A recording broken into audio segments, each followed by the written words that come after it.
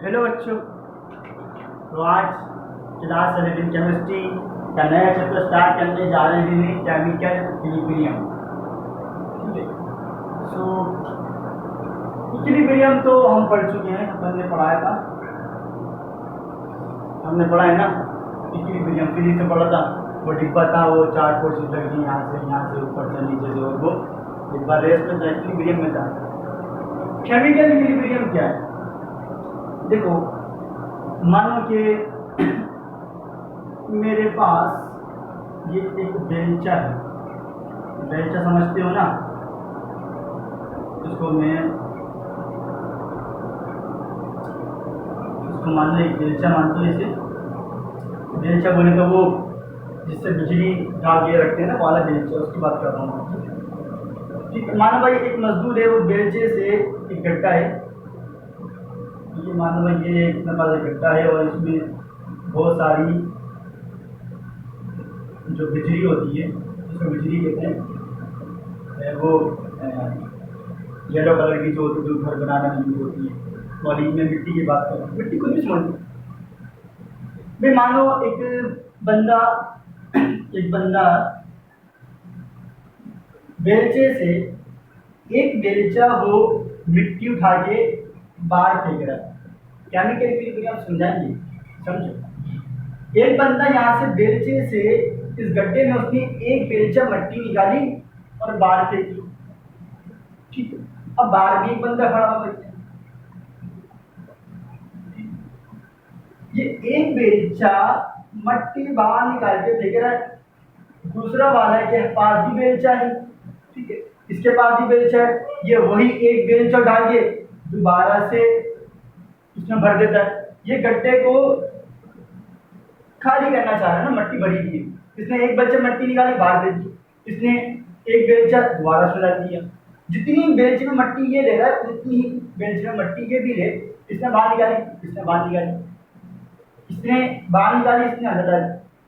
ये एक बेलचा मिट्टी निकाल रहा है, ये एक बेलचा मिट्टी अंदर डाल रहा है, ये एक बेलचा बाहर निकाल रहा है, ये एक बेलचा अंदर डाल रहा है मिट्टी।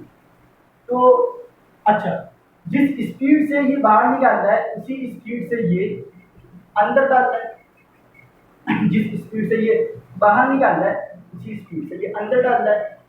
तो दोनों का ये काम चलता रहा। आपने देखा भाई, दोनों काम कर रहे हैं, ये भी काम कर रहा है, ये भी काम कर रहा है। ठीक है ना। आप थोड़ी देर बाद आए तो आपने देखा यार तुम्हें तो गड्ढा खाली नहीं हुआ। ये गड्ढा खाली करना चाह रहा है, वो इस गड्ढे को, इस गड्ढे को भरना चाह रहा है। तो क्या इसने काम करना बंद कर दिया? नहीं, इसने काम करना बंद नहीं किया। तो क्या इसने भरना बंद कर दिया? ये भर भी रहा है, ये उसको निकाल भी रहा है, लेकिन भरेगा नहीं। ना ये इसको भर पाएगा, ना ये इसको खाली कर पाएगा। इसी को कहते हैं केमिकल इक्विलिब्रियम। क्या अपने पास मान लो फॉरवर्ड रिएक्शन, मान लो ये फॉरवर्ड रिएक्शन, क्या ये बाहर निकाल रहा है? बिल्कुल निकाल रहा है। क्या ये अंदर डाल रहा है? बिल्कुल डाल रहा है।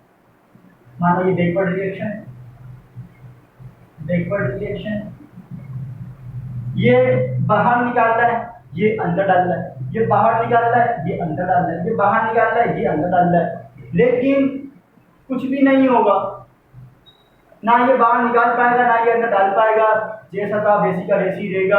अपने को दिखेगा कि दोनों ने काम नहीं किया, ये फॉरवर्ड रिएक्शन नहीं हो रहा, ये बैकवर्ड रिएक्शन नहीं हो रहा, जबकि दोनों हो रहे हैं। तो इसको कहते हैं केमिकल इक्विलिब्रियम, दोनों हो रहे हैं। इसलिए जो केमिकल इक्विलिब्रियम है, ये डायनामिक है, डायनामिक इन नेचर। ठीक है। बेहतरीन एग्जाम्पल है डायनामिक इक्विलिब्रियम, डायनामिक इक्विलिब्रियम में। ठीक है। तो हमने जब फिजिक्स में पढ़ा था, तो याद है हमने आपको स्टैटिक इक्विलिब्रियम और डायनामिक इक्विलिब्रियम पढ़ा था। स्टैटिक मतलब रुका हुआ, डायनामिक इक्विलिब्रियम की बात करें तो बेस्ट एग्जाम्पल अपने पास केमिकल इक्विलिब्रियम की है। तो ये है केमिकल इक्विलिब्रियम। केमिकल इक्विलिब्रियम क्या है? डायनामिक इन नेचर, यानी कि चल रहा है इक्विलिब्रियम, चलता हुआ इक्विलिब्रियम। ठीक है। अच्छा, केमिकल इक्विलिब्रियम पढ़ेंगे तो बच्चों अपने पास, जैसे तुम्हें पता हो, केमिस्ट्री में अपने पास दो तरीके के रिएक्शन हैं, फिर रिवर्सिबल रिएक्शंस और अपने पास दूसरे बोले तो रिवर्सिबल रिएक्शन। ठीक है ना। रिवर्सिबल रिएक्शन बोले तो ये रिवर्सिबल रिएक्शन की बात करूं जिससे रिएक्टेंट से डायरेक्ट प्रोडक्ट बन जाए, बट रिएक्शन कंप्लीट हो गया अपना। ठीक है ना। जैसे मान लूँ तो कार्बन प्लस ऑक्सीजन ये हो गया, कार्बन डाइऑक्साइड, ठीक है ना, ये बना, रिएक्टेंट से पूरा आपका प्रोडक्ट बन जाए। अब प्रोडक्ट से दोबारा से रिएक्टेंट नहीं बन सकता, बस रिएक्टेंट से प्रोडक्ट बन गया। ऐसे रिएक्शंस हो गया इरिवर्सिबल रिएक्शन। और रिवर्सिबल रिएक्शन जिसके अंदर रिएक्टेंट से प्रोडक्ट बन जाए और प्रोडक्ट द्वारा रिएक्टेंट बना। ठीक है ना। इसको डबल एरो से रिप्रेजेंट करते हैं रिवर्सिबल रिएक्शन। जिसका एग्जाम्पल तुमने वो 9th क्लास में एम्बर बोश प्रोसेस पढ़ा होगा, नाइट्रोजन प्लस हाइड्रोजन क्या बनाता था ये, अमोनिया। ठीक है। तो हम केमिकल इक्विलिब्रियम मानो के रिवर्सिबल रिएक्शन का काम ही नहीं है। केमिकल इक्विलिब्रियम में जितनी भी रिएक्शन की बात करोगे वो रिवर्सिबल रिएक्शंस की ही बात होगी। ठीक। तो केमिकल इक्विलिब्रियम क्या है? Chemical equilibrium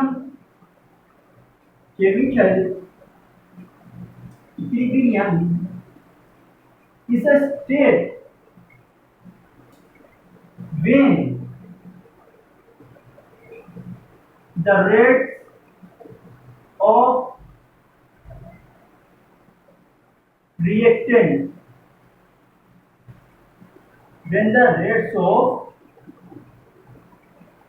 forward and backward reaction become equal।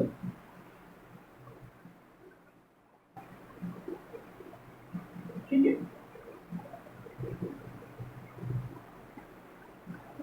Chemical equilibrium एक स्टेट है। भाई मानो कि अपने पास ये रिएक्शन है, मानो अपने पास कोई ये A प्लस B है और ये मिलकर बना रहा है C प्लस D।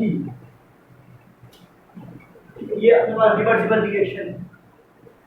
तो A प्लस B मिलकर C प्लस D बना रहा है। तो अभी तो मानो अभी ये स्टार्ट हुआ, मानो अभी ये स्टार्ट हुआ है, ये A प्लस B बना, इसमें थोड़ा टाइम के बाद थोड़ा टाइम के बाद C प्लस D बन गया, C बन गया, D बन गया। ठीक। अब भैया कुछ टाइम के बाद C प्लस D दोबारा से कंबाइन हो गया, A प्लस D बनाना शुरू कर दिया इसने।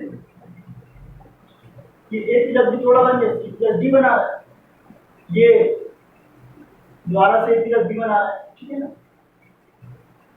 ये मिला, इसने C प्लस D बनाया, ये थोड़ा सा जब थोड़ा टाइम के बाद मिलेगा दोबारा से प्लस D बना देगा।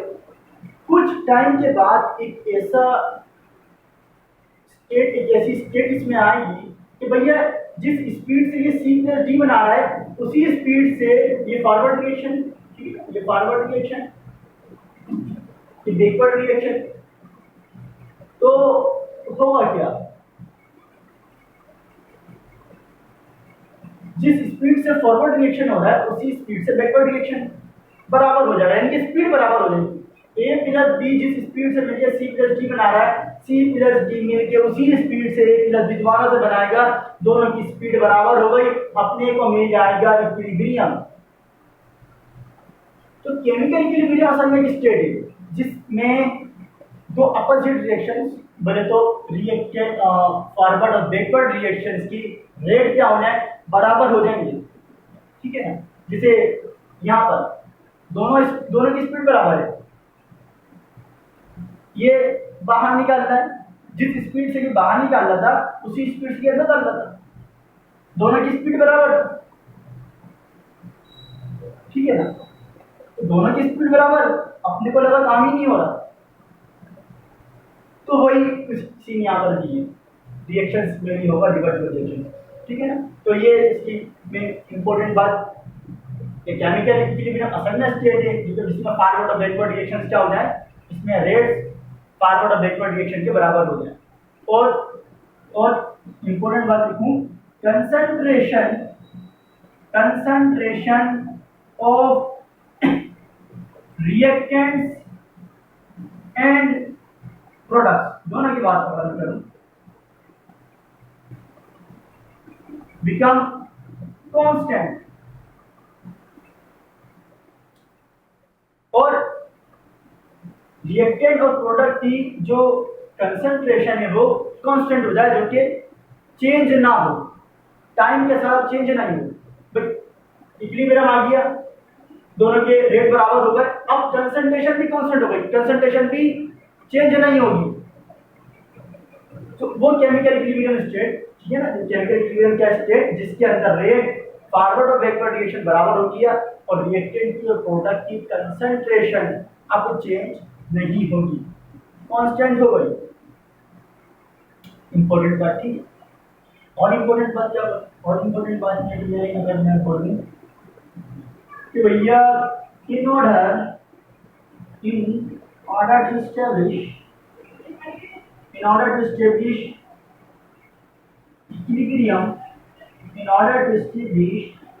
equilibrium, vessel should be closed, बंद होना चाहिए भैया, इंपॉर्टेंट बात, बंद होना चाहिए। भाई मान लो तुमने रिएक्टेंट बनाया, रिएक्टेंट से प्रोडक्ट बना, वो मानो कि जो प्रोडक्ट बना वो गैस गैस गैस है, ठीक है। अब तुम्हारे पास डिब्बा खुला हुआ है तो गैस तो बाहर निकल जाएगी, स्टेप हो गया, तो अपने पास तो इक्विलिब्रियम मिलेगा ही नहीं भैया, तो बंद होना चाहिए, ठीक ठीक है। और क्या बात करें, और बोले तो इक्विलिब्रियम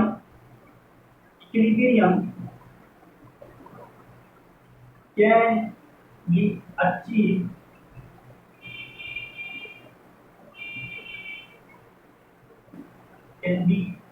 the approach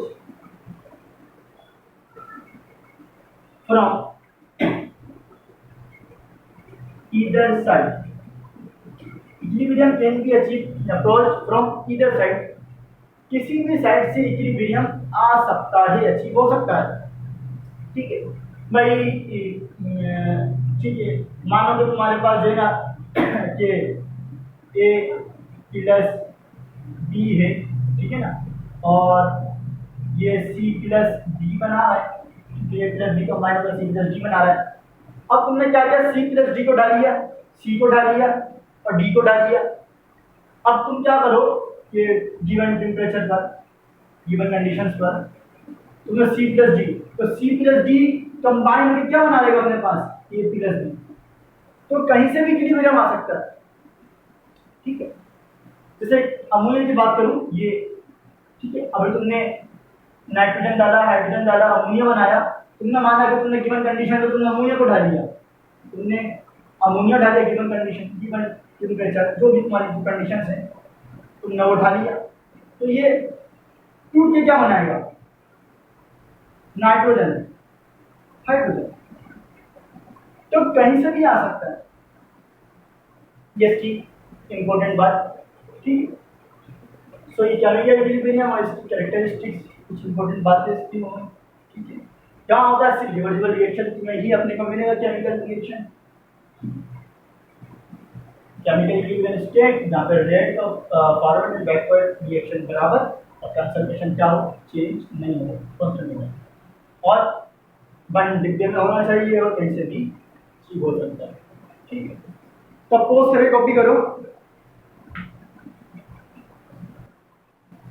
चलो अब थोड़ी मैं ग्राफ की बात कर लूँ, पहले अपन ग्राफ बना लेते हैं रेट में, रेट ऑफ रिएक्शन और टाइम में, ठीक है। तो देखो अपने पास कोई भी रिएक्शन है, शुरू में फॉरवर्ड रिएक्शन क्या होगा, शुरू में फॉरवर्ड रिएक्शन का जो रेट होगा स्पीड बहुत तेज होगी, टाइम के साथ साथ क्या होगा, कम होते जाएगा, ठीक है, ये कम हो जाए, और बैकवर्ड रिएक्शन क्या होगा, पहले जीरो होगा फिर टाइम के साथ तेज होता जाएगा। तो ये तेज हुआ भैया, ये तेज हुआ और ये एक वक्त आ गया, दोनों में दोनों क्या होगा अपने पास बराबर होगा। तो अपने को मिलेगा क्या, इक्विलिब्रियम, केमिकल इक्विलिब्रियम। ठीक है, तो रेट ऑफ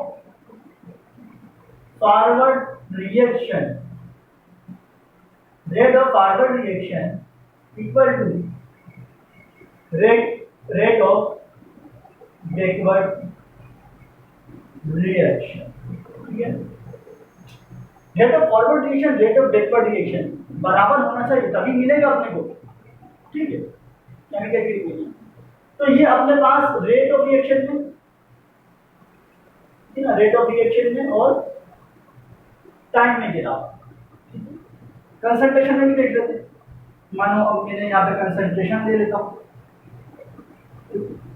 कंसंट्रेशन में ले लेता हूँ और यहाँ पे मैं टाइम ले लेता हूँ।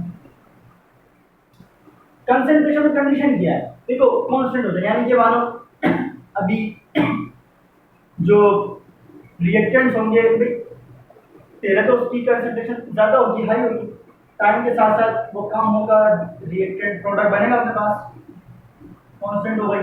ठीक, रिएक्टेंट प्रोडक्ट की जो है वो मानो जीरो थी ना, तो जीरो, तो ये स्टार्ट हुआ और ये थोड़ी थोड़ी बढ़ेगी, क्या होगा कुछ टाइम के बाद कांस्टेंट हो जाएगी, अब चेंज नहीं होगी। ठीक है, तो ये ग्राफ, ठीक है ना, ये रेट ऑफ रिएक्शन और ये कंसंट्रेशन ऑफ रिएक्शन, ग्राफ समझ में आया ना। ये फॉरवर्ड रिएक्शन की तरह स्पीड ज्यादा थी, कम थी, बैकवर्ड कंसंट्रेशन फॉरवर्ड, और रिएक्टेंट कम होगी और ये कांस्टेंट हो जाएगी, और टाइम बैकवर्ड रिएक्शन की कंसंट्रेशन है वो बढ़ेगी और ये कांस्टेंट हो जाएगी। ठीक है, तो ये है अपने पास ग्राफ, इसको कॉपी करो। अब एक सवाल हम करते हैं, चलो ये अपने पास एक एमसीक्यूज है, which statements are correct for a reaction at equilibrium. अब स्टेटमेंट बता रहा है, देखना है कौन सी स्टेटमेंट सही है अपने को। देखो पहला बोल रहा है forward and backward reactions both continue, क्या ये बात है? हाँ यार, ये भैया ये बात तो है भाई। कोई भी अगर रिएक्शन है इक्विलिब्रियम स्टेट पर, इक्विलिब्रियम में, तो फॉरवर्ड और बैकवर्ड रिएक्शन तो कंटिन्यू रहता है भाई, फॉरवर्ड भी होगा बैकवर्ड भी होगा, दोनों चलेंगे, बिल्कुल चलेंगे। सही है भाई, ये बात भी सही है अपनी। ठीक है, दूसरा, rate of forward reaction is equal to backward reaction, क्या दोनों के रेट बराबर? हाँ ये बात भी सही। कंसंट्रेशन ऑफ रिएक्टेंट्स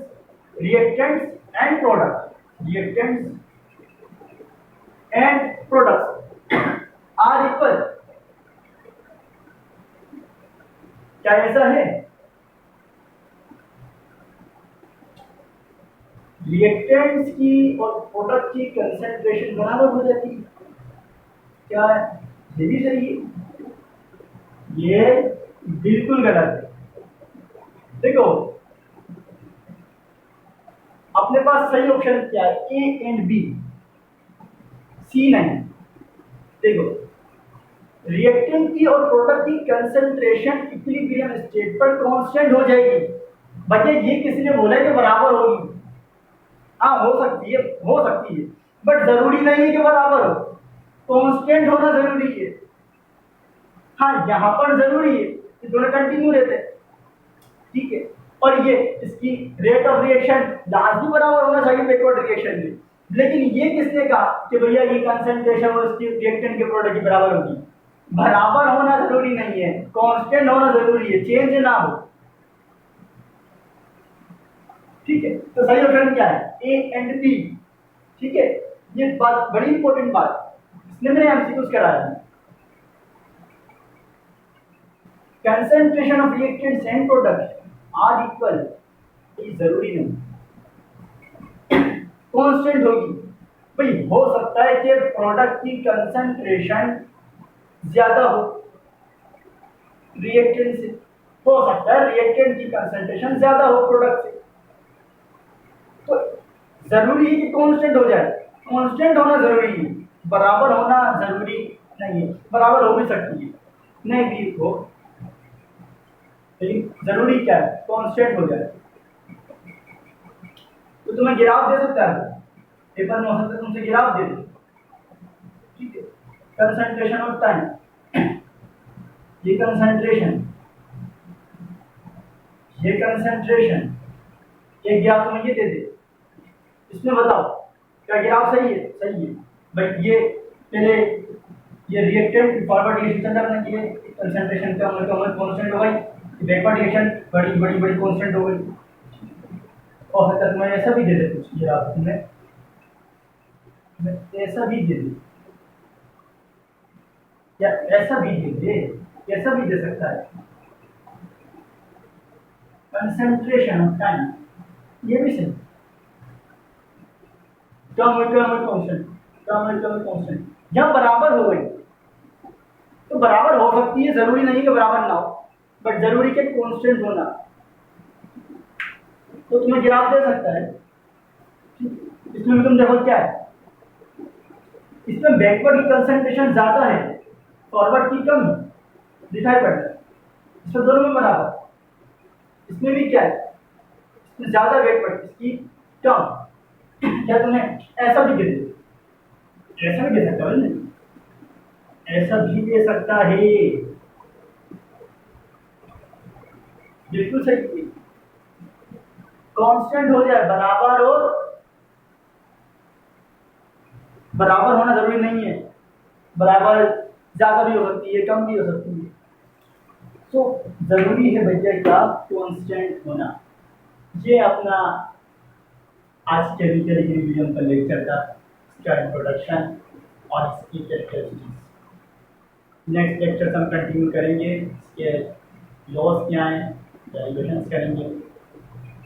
तो तब तक प्रैक्टिस कीजिए, पढ़ाई कीजिए।